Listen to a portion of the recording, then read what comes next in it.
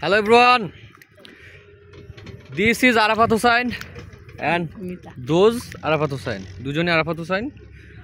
পিছনে যে নৌকাটা দেখতে পাচ্ছেন এটা, হ্যাঁ, এটা এখানে চরে আটকে গেছে।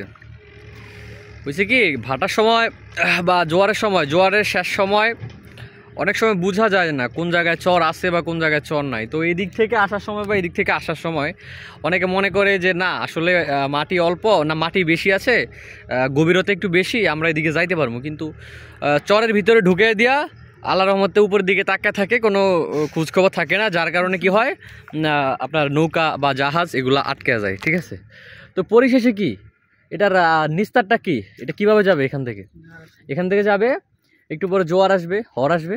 এই জোয়ার যখন আসবে, পানি যখন বাড়বে, তখন এটা এখান থেকে ওইদিকে চলে যাবে। That's it. পানি বাড়লে এখান থেকে আপনার নৌকাটা ভাসমান অবস্থা থাকবে।